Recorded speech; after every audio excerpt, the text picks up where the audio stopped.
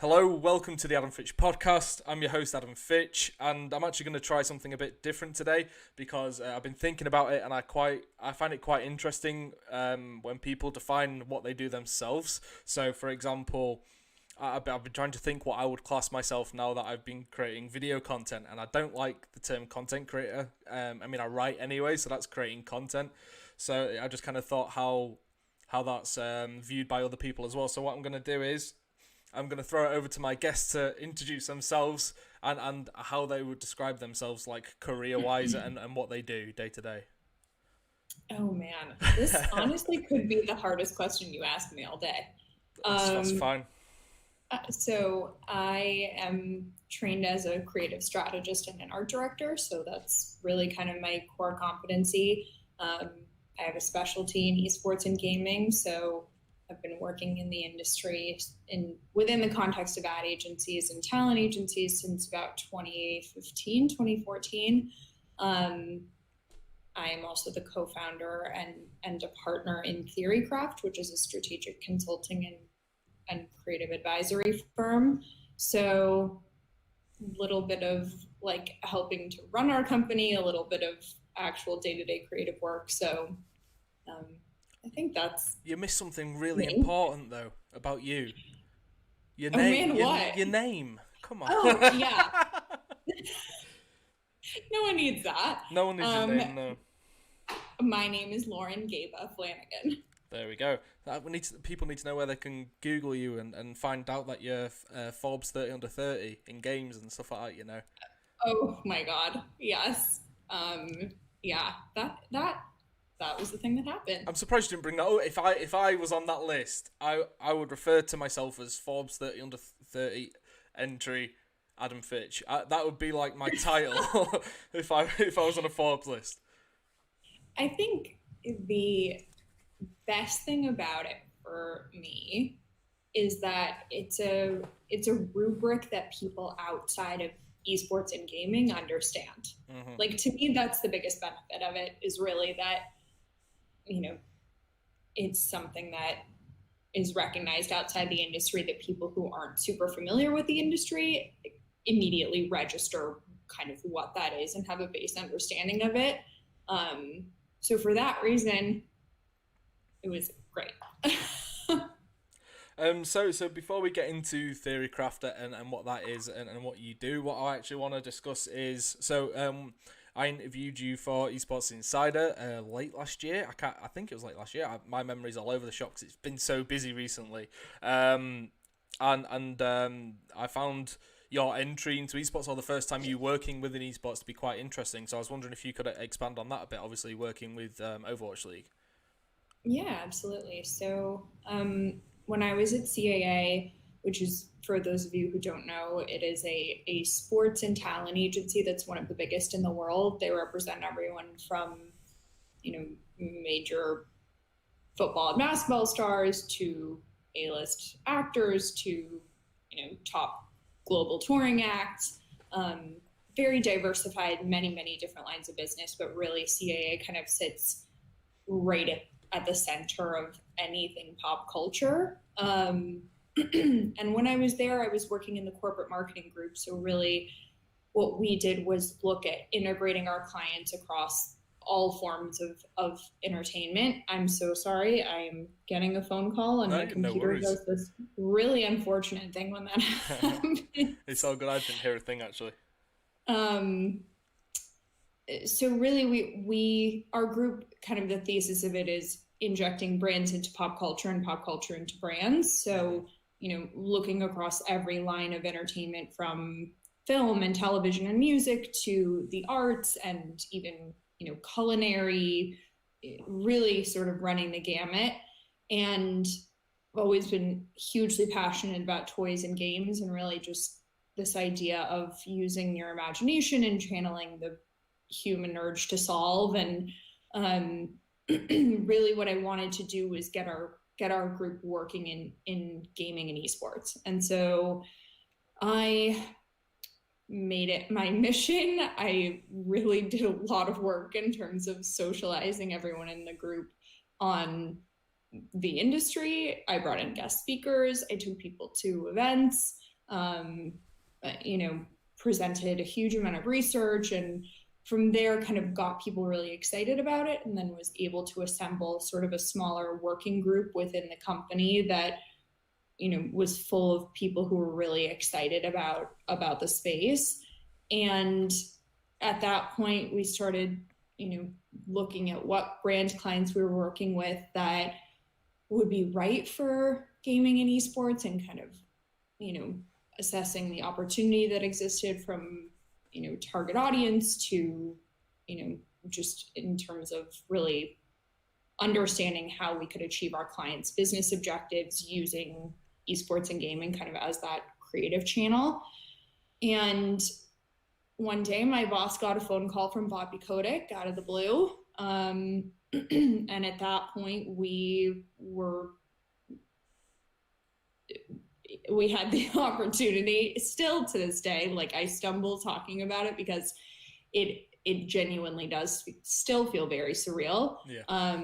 But we had the opportunity to start work on the Overwatch League. And at that point, this was 2016, because I think it was January 2017 that was the opening month. So this was 2016, and we started to work on it. It was the creative lead on it. I worked on nothing else for several months.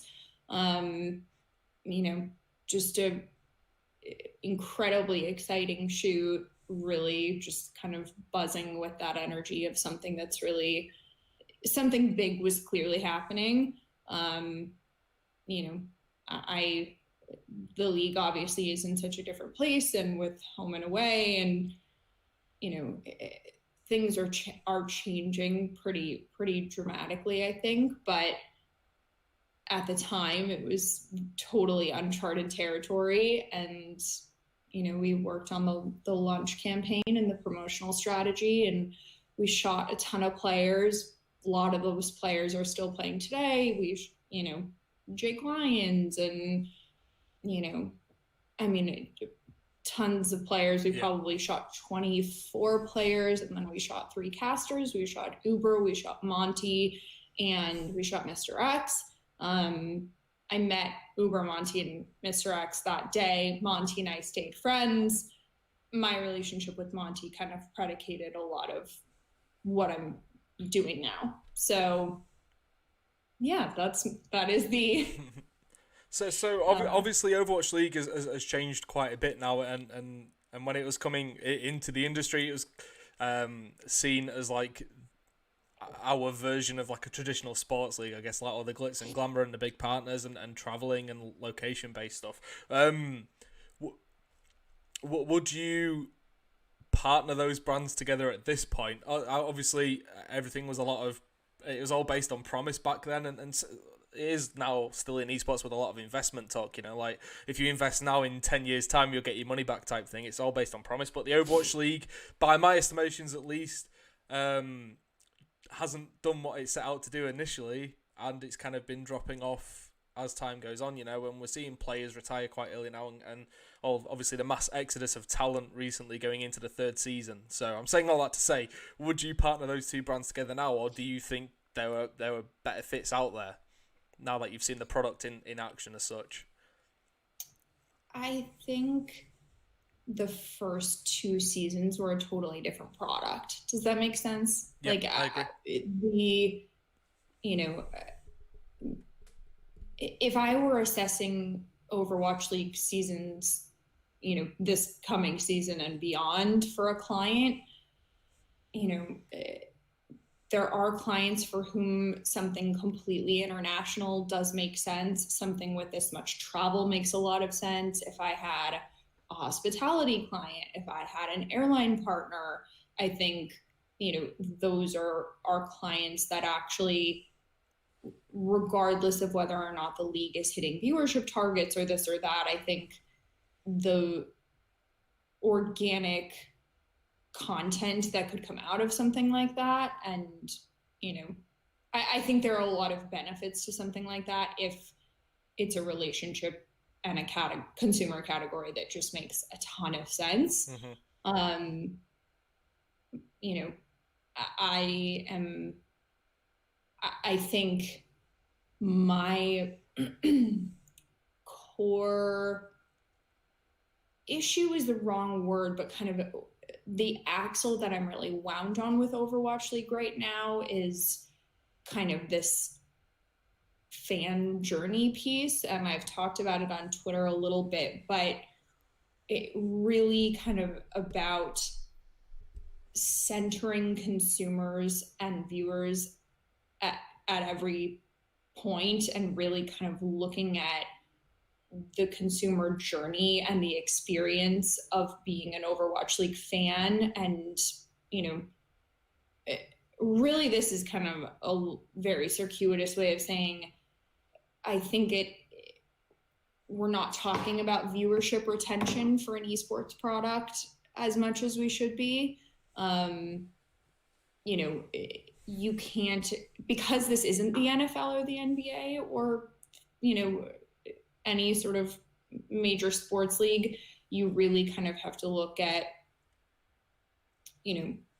why people watch and what keeps them excited for an entire season's worth of matchups. And we're not talking about that enough. Like, there actually is so much work on the back end from a marketing standpoint of what information what is the messaging that we're serving these people? When are we serving it to them? What about our broadcast is going to get, these audiences excited? Who are these audiences? Building really detailed consumer profiles, kind of getting a sense of who they are and why they would like a product like Overwatch League, and really kind of seeking ways to keep them engaged for an entire season, I think is really important. That was not the most articulate way of saying that, but I hope at the end. No, it's fine. Don't worry. No, like I'd prefer to be speaking with somebody who, I don't know, someone who's chatty, and has a lot of insight and brings stuff to the table, rather than some people are just very blunt and it's just a bit boring to speak to. So no, it's good. Don't worry at all. No, it's good to speak to you. So as well as Overwatch League, we've seen the likes of NBA 2K League, whether you like it or not. That's brought in a lot of partners, and Riot Games has done a good job with the LEC since it rebranded from EULCS as well in securing these big partners. So you've got like Kia Motors and Red Bull and Shell, Beko, still don't know how to pronounce that, some home appliances brand, which I still don't understand why it's part of the league as such, and it managed to increase viewership by quite a bit when it did make this change. So from what you've seen of the LEC, would you say that's a good example of how things could be done in esports, or are we still not quite there really? Like viewership retention at least has been bloody good for the LEC, and then obviously the partnerships on top of that, for me, very impressive stuff in the first year. Yep, totally agree.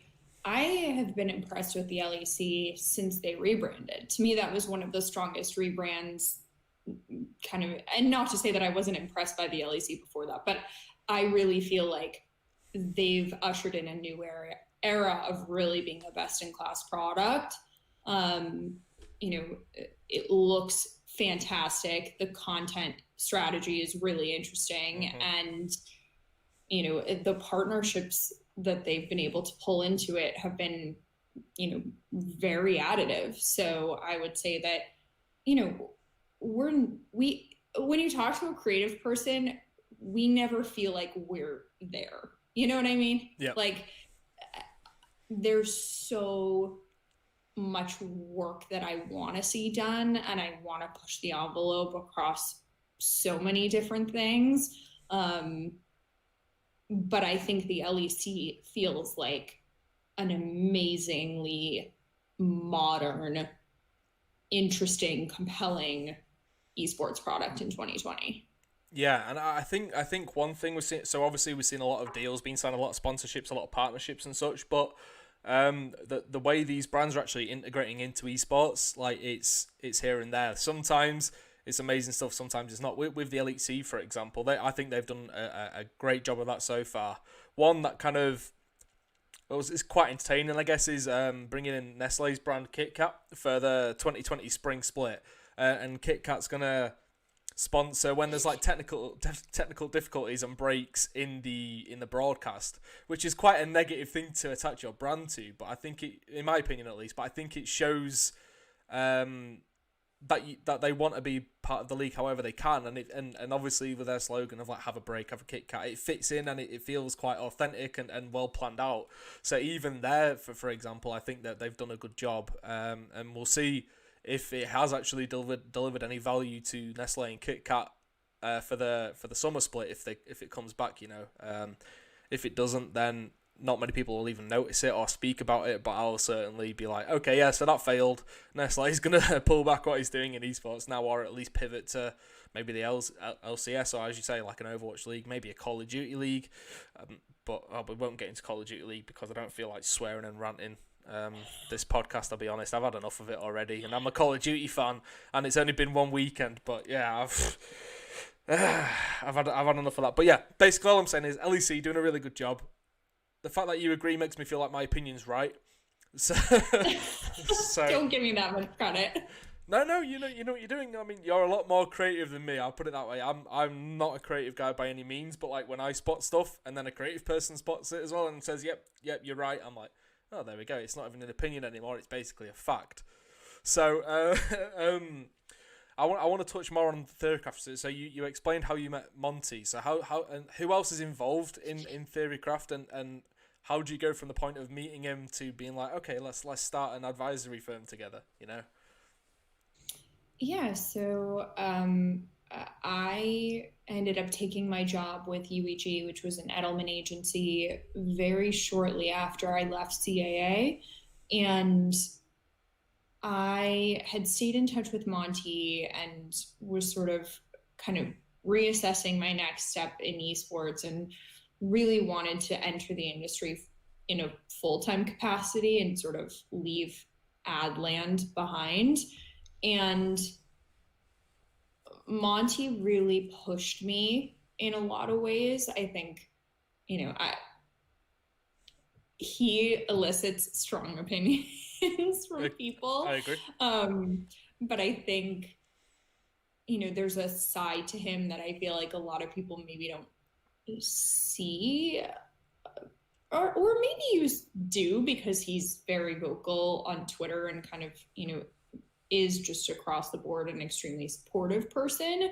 But I think he really kind of pushed me to reassess and was sort of the person saying, Lauren, why are you trying to go back to another agency? Why are you trying to go back to another talent agency? Why are you trying to kind of, go create equity in esports in a space that you have really strong expertise in for somebody else, when you could really kind of strike out on your own and build something meaningful? And, for someone coming from a place like CAA, which is a, multi-person company across the world, huge, this is also say just like massive infrastructure, and coming from a place where I had that much internal support and kind of, resources and all of those things that are the major benefits of working at a huge company. That freaked me out, candidly. But, the more I kind of worked through every eventuality, the more I felt like there actually really was something there. And Monty introduced me to Bryce because Bryce was in a similar situation, just in that he had been doing Bryce has done a huge amount of consulting work. This is Bryce Blum. Yes, this is Bryce Blum. Yeah. Bryce had done a huge amount of consulting work in the past, and, we basically just sort of got together and said, it feels like it makes sense for us to kind of build our own vehicle to do this. And when you look at all four of us, we all come from dramatically different backgrounds. We really, can assemble a meaningful service offering that we feel like a lot of folks, whether it's in entertainment or in an ad agency or, a consulting firm, this skill set that we possess together is unusual. It just you know, it's a pretty wide breadth of services, and, you know, you don't always find people who have skill sets that complement one another like that. Choosing not to raise money before going ahead with it, was that a choice of we want full control over everything, we don't want anyone else to have their fingers in the pot as such, or what was kind of the decision process behind that, as much as you can say? Obviously, if you can't say anything at all, then let me know and we move on. No, I mean, you know, I think people should actually be more candid about fundraising. I agree, and 100%. all that sort of stuff, because I feel like there's a lot of opacity around it and not a lot of transparency. And, you know, I would like to be the change I wish to see in the world in most cases. So I'm happy to talk about it. I think, you know, the reality is that with a service business, it doesn't make that much sense to raise money, because when you look at what hard costs we all have computers. I should hope so. And that's literally pretty much it. I mean, we made the executive decision to all work remotely. We, we're together a lot, but, we don't have an office space. We don't have overhead right now. We haven't hired. So, really the beauty of not raising is that it gives you a ton of flexibility, and, you kind of go off of a model where it's a little bit of like, eat what you kill. Like, we, are all doggedly pursuing a ton of new business. We're able to bring it in. If we close a certain deal that has the resources that allow for us to bring on a freelancer on a project basis, we'll bring somebody in, and, they'll work with us for the duration of the project. And that's kind of how we staff and resource against things. So, there are tons of pluses and minuses to raising for service businesses is really hard. It doesn't even make that much sense. There's, if I were to look at kind of what we would spend money on, there's not that much. Like, we, would maybe use that money to make a couple of key hires, and then just have a large cash reserve sitting in the bank that, kind of, and give up control of our company, but really kind of for what? So, exactly. If we had, and at some point we're talking about, some other extensions of our current business that may make sense for us to raise at that point, but it's sort of a cross that bridge when you get to it kind of a thing. Of course. And something I'm noticing a lot with startups, I guess the more promising startups in esports, which is a positive thing, I think, is companies aren't rushing to raise. Like, so you got like Duke.gg, for example. It's got a lot of hype behind it now. I spoke to Ben on a previous episode of this podcast. I still don't 100% understand the premise of it and why I need it, really, to be completely honest with you, but a lot of people are championing it right now, and he's saying, right, we're not really worried about that. What we want to do is make the best products that we can and the best service that we can, and at that point we'll evaluate the options, instead of rushing into things. Because as much as esports is doing great things and there's a lot of promise there, there's a lot of young and inexperienced people, I should say, getting involved and doing what they can, and money seems to be on the top of a lot of their minds. So no, it's as you say, it's good to hear more experiences and understand the decisions behind why someone hasn't raised yet, especially when launching as such. So what would you say, like, the ultimate goal that you've got for Theorycraft is in its current form, at least? As you say, you might branch out into other things, but as an advisory firm and such, like right now, like, what are you looking to do and looking to change within the industry?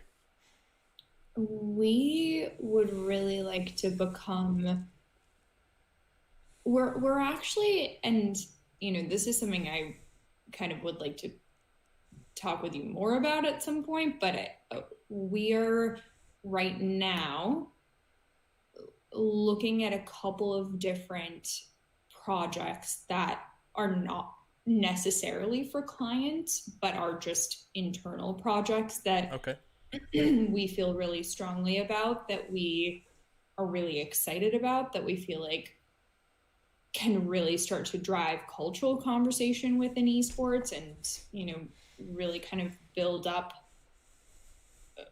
you know, I don't want to say like tastemaking is not the right word, but we feel like there's room to do really cool creative stuff that will be incredibly well received, that, you know, is just kind of done on our own volition in terms of the kind of work that we want to make. If we can get a client to support it, that's great. But if not, we're still going to go ahead and do it ourselves. And what I really want is to become a creative and strategic outfit where you can get, you know, both best in class strategic consulting. So, you know, everything that Bryce offers, you know, me to, you know, more on the creative side, but, you know, really sort of like you are getting best in class strategic offering from someone like Bryce, who's, you know, an industry expert and has contributed, you know, so much meaning to the space, as well as crazy creative shit from me and Nathan. And we want to kind of like my ideal scenario is, you know, the same brand or league or team or startup can come to us and say, I feel like I'm getting really, you know, intelligent, kind of buttoned up business advice, in addition to like, we will push you far outside your comfort zone creatively and really push you to make cool stuff. So again, what a weird answer to your question, but I like it. No, I like it. It's true. Like, you know, that's what I really want, is to become sort of the definitive resource for those two things. Okay, so say, right, are you more going after, or more looking to work with clients, say, of the size of Activision Blizzard? Or if I was to come to you and say, look, my name's Adam Fitch, I'm starting out on this video stuff, I also write, I'm also podcasting, I'm appearing on a few things now, I want help, like, building the best brand I can for me. Like, are you looking to service like the full range of clients, so those in between Activision Blizzard and a small creator like me, or is it like a particular type of company or brand you're looking for? You know, it's a resources thing. You know, again, just kind of like in the spirit of transparency, highly specialized creative and strategic consulting is not a service that can really be provided on the cheap. And so we are unbelievably excited to look at any and every individual, startup, brand, you know, major publisher. Like, we're so excited to look at everything across the spectrum and, you know, across the value chain of the ecosystem. But, you know, it just comes down to it is a resources thing, unfortunately. And I wish we lived in a world where we could take every single client, you know, no matter the size and no matter the budget, but it's just the reality of a service business. So basically, I'm too broke for all of your expertise. That makes sense. I also agree. You don't even know what's in my bank account, and you're spot on. And you know, I hate that you used yourself as the example. Why not? No, it's the best person. If you're going to be honest about someone, be honest about me. I can take it. It's the other people. No. Also, I just want to be clear, that was not me responding to you. Just like you know. Yeah, but it's like, but are you Forbes 30 under 30 though? Can you even afford me though? Not all.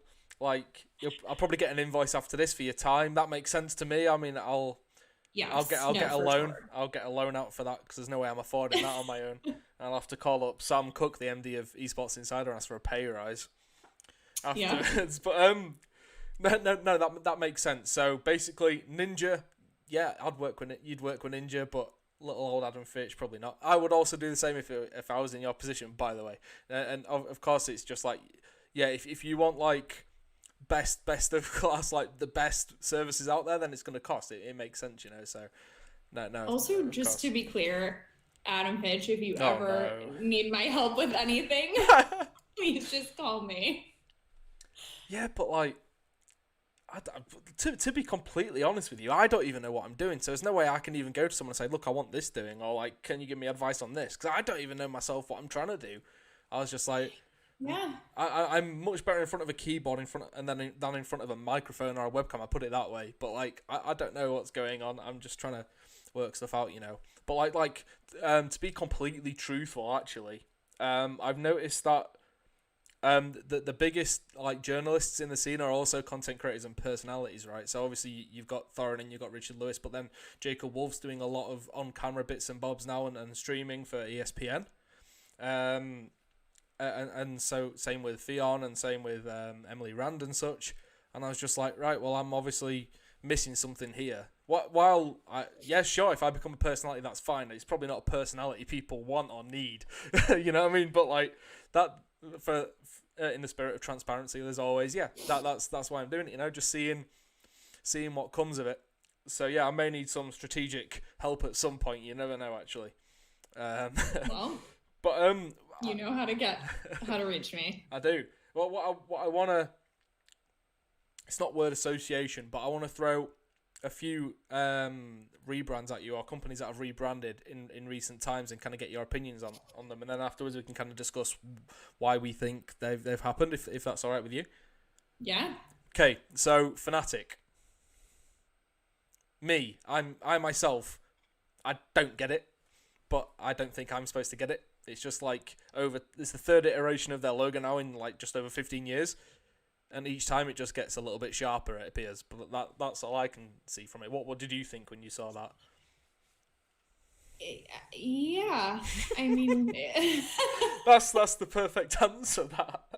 Without having to say anything else. I mean, I just... Excuse me while I just, look at another side-by-side just to refresh my memory, because I haven't looked at it in probably a week. It just seems like it's... gotten sharper and sharper as time goes on, and they seem to tweak the orange a little bit as well. But it seemed like the essence is still there, and the excuse they used was, it fits. It more fits. It's like a more visual representation of what our brand stands for now, and it all seems wishy-washy crap to me. But I'm not a creative. Yeah, I mean, rebrands are really challenging for a number of reasons. I think, the most important thing is having a point of view and knowing and being able to clearly articulate why you're doing it. Right. And, that'll be true for every rebrand you're about to throw at me word association style, but, yeah, I'm just like, I have a reason, have a point of view, clearly message it to me, the reader, right? And yeah. Okay. So I think we agree on that with two very different answers, but I think we borderline agree. I'm not putting any words in your mouth there. Right. So next one I'm not sure about at all. I can't decide whether it was worthwhile or not. But obviously it's not for me to decide that. It's up to them. North, the Danish organisation, went from a lion to a goofy dragon. And in the meanwhile, in between having one brand and moving to the other, it actually just went and deleted all of it. I'm pretty sure most of its videos, all of its tweets, all of its Facebook posts, everything. Like, that's a complete rebrand. That's like, okay, the old us doesn't exist.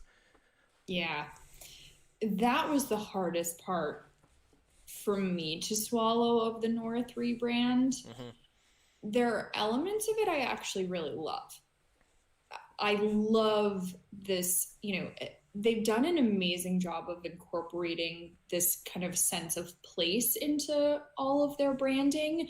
It is so clear that they're from Scandinavia, homage to their Viking roots, all of these sort of like beautiful Viking knots and, mythology. And there's a lot there that is super cool. And I worked on Canada Goose back in the day, and really there's something incredibly powerful about brands that are hailing from kind of the northernmost places on earth, and the sense of community and togetherness that you feel with other people from those parts of the world. And I know that sounds cerebral for someone who's not a brand strategist, but there's something powerful there, and I love that North is channeling that. I think the hard part is, I wish they had just, the logo itself is my least favorite part of the rebrand. I think it's, I thought that they had a totally solid logo before. The hardest part for me is that they deleted their entire brand up until this point. Yeah, very strange move. I understand wanting to completely start fresh and feel like you're building something from the ground up. That said, you can still do that while not erasing your history. And also, when you black out social channels like that, your fans start to wonder what's going on with the organization. Is there new ownership? Should I be concerned? Are they going bankrupt? There's just too much there's too much room left for questioning. Yeah. And people not knowing whether or not, this is something cool and exciting versus scary and bad. Okay, that's fair enough. Evil Geniuses. Now, after the backlash that they faced there, obviously with Peak Six Investments coming in and buying it out and such, they're taking complete control. Obviously, they want to take it in a new direction. But they actually came out in response to all the criticism, saying, "Oh, it's not entirely done yet. There are elements that are going to come back into it. We just haven't got those sorted yet." So either that's a lie, or they've put out a new logo that isn't actually ready yet. Which, so I don't know. I think they're just saying that to please fans, and they're going to revisit it again to have another change, which may be even worse. Who knows at this point? So I don't think the old ones or the previous one seemed particularly old fashioned or outdated. It has obviously a lot of legacy behind it and a lot of history there. But I can also understand new ownership wanting it to feel like fresh, and like marking a new era and saying, look, that's what's happened in the past. This, whatever happens from now on is our doing, So what do you think about the EG change up?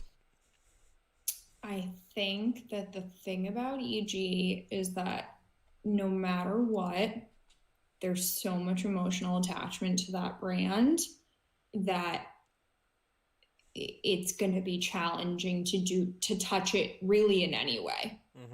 And that's just the bottom line, in my opinion.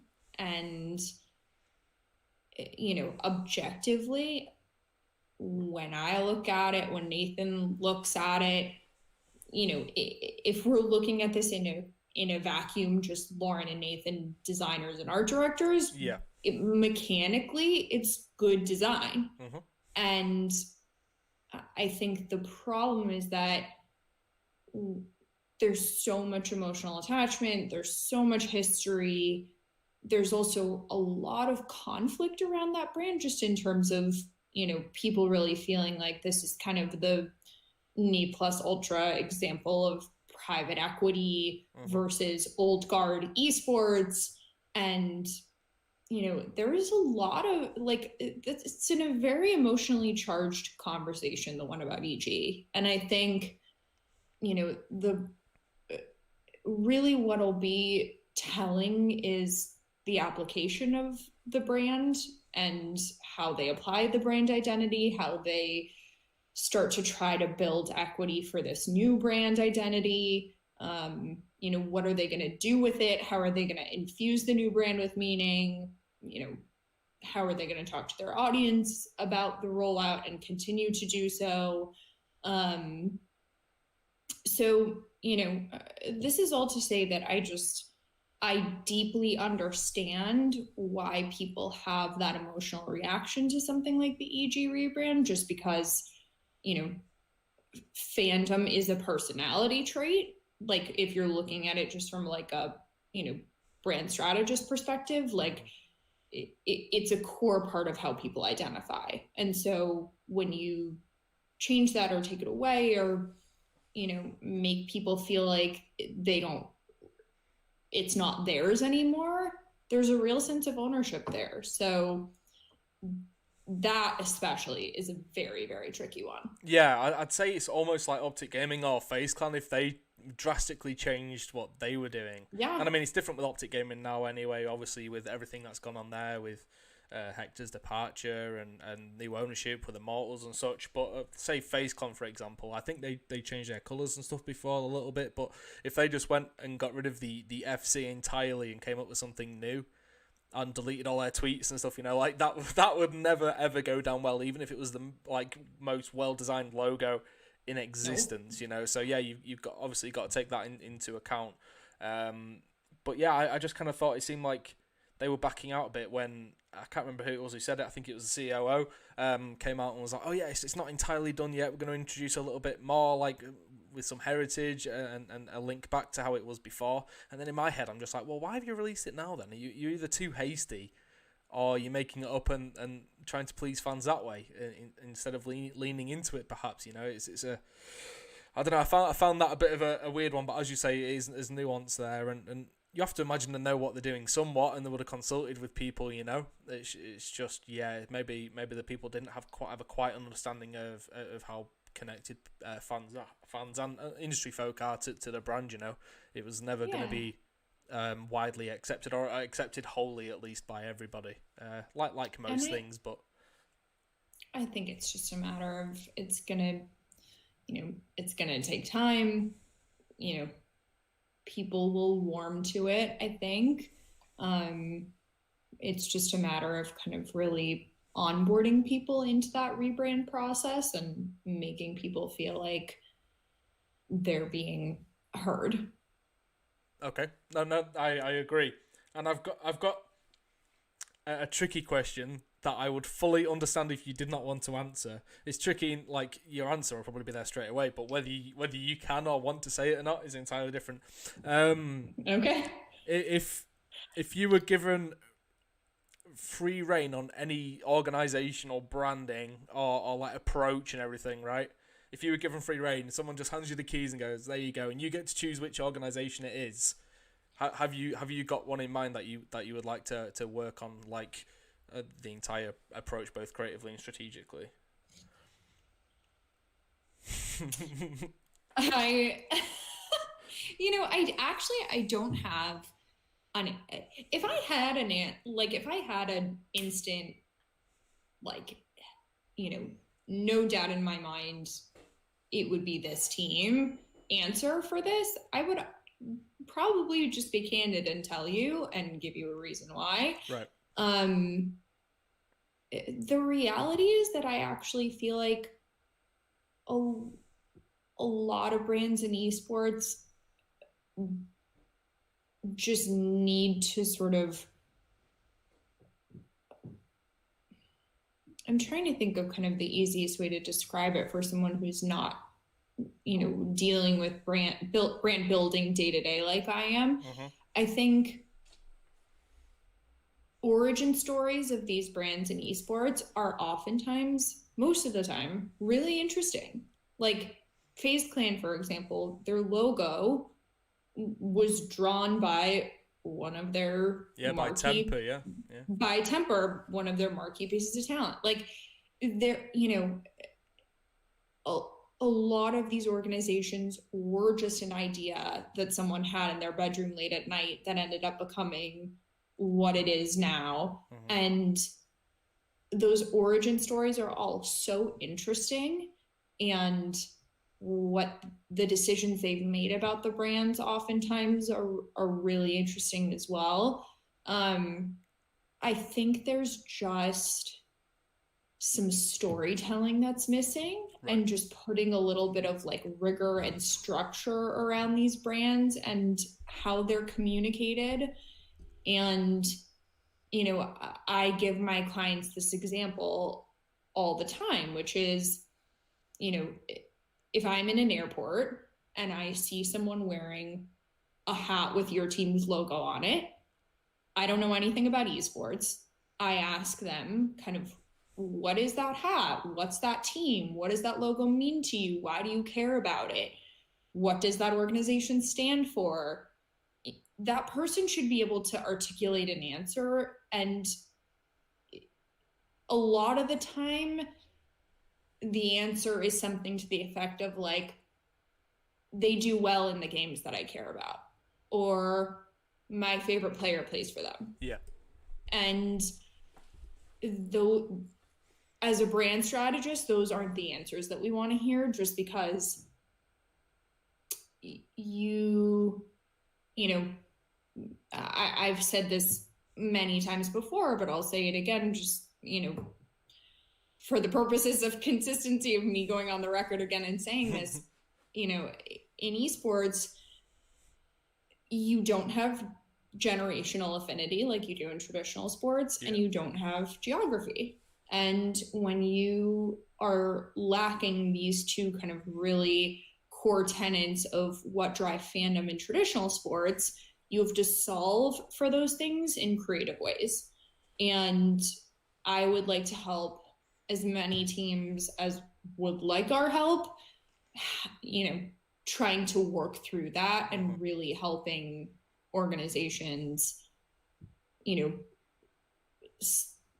build brands with the correct architecture and storytelling and, you know, narrative mapping and strategic thought behind them as possible. Got you. No, that's fair enough, and that's a better answer than just picking one, to be fair. So in the spirit of keeping these episodes under an hour long, because we're getting towards it now, and respecting your time and the fact that I'm absolutely drowned in work as well, what we will do is we'll call it a day here. Unfortunately, there's a lot more that I would like to have spoken about, but perhaps a part 2 one day, who knows. So on Twitter especially, that's where I see your output the most. You're very insightful, so where can people find yourself and Theorycraft on there if they want to follow you? Yeah, so me personally, I'm at LG Flanagan pretty much everywhere. And a lot of my Twitter threads I'm now posting on Medium, so folks have easy access to them if they want to refer back. Theorycraft, we are Theorycraft ADV everywhere, so short for advisory. So that's our website, that's our Instagram, that's our Twitter, all of that kind of stuff. So we're also hello@theorycraftadv.com. If anyone saw this and would like to get in touch, that's the easiest way.